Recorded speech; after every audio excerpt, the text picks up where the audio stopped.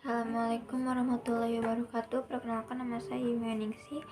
Saya mahasiswa semester 3 dari Fakultas Hukum Universitas Ganda Bogor. Di sini saya mau mereview jurnal Hukum Administrasi Negara yang berjudul Perkembangan dan Urgensi Instrumen Hukum Administrasi pasca penetapan Undang-Undang Nomor 2 Tahun 2020 pada masa pandemi COVID-19 ini.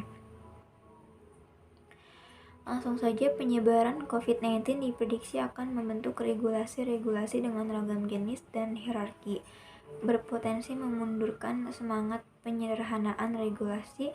Di samping itu, penyebaran pandemi COVID-19 telah menyebabkan kejenuhan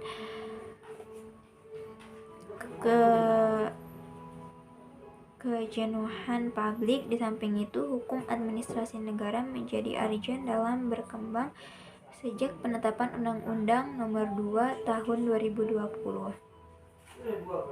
Penelitian ini bertujuan untuk mengetahui kedudukan instrumen hukum administrasi negara dalam pembentukan kebijakan publik, serta menganalisis perkembangan dan juga urgensi hukum administrasi sebagai alternatif kebijakan pemerintah pada masa pandemi COVID-19.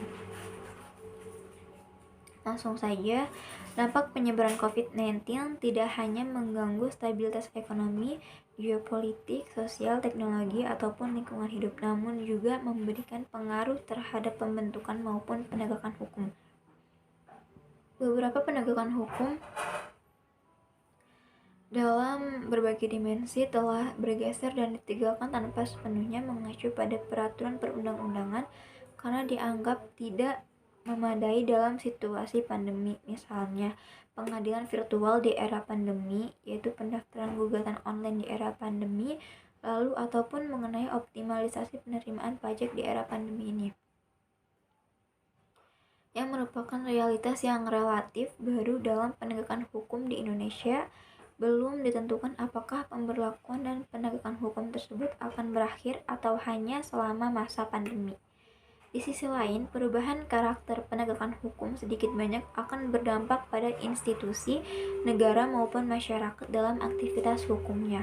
Lalu, ancaman dari penyebaran COVID-19 diperkirakan secara bertahap akan mengkondisikan para pembentuk regulasi untuk membentuk peraturan perundang-undangan dari berbagai jenis dan hierarki sejak disahkannya Undang-Undang Republik Indonesia Nomor 2 Tahun 2020 tentang penetapan peraturan pemerintah pengganti Undang-Undang Nomor 1 Tahun 2020 tentang kebijakan keuangan negara dan stabilitas sistem keuangan untuk penanganan pandemi coronavirus disease 2019 dan atau dalam rangka menghadapi ancaman yang membahayakan perekonomian nasional dan atau stabilitas sistem keuangan menjadi undang-undang. Selanjutnya disebut dengan Undang-Undang Nomor 2 Tahun 2020.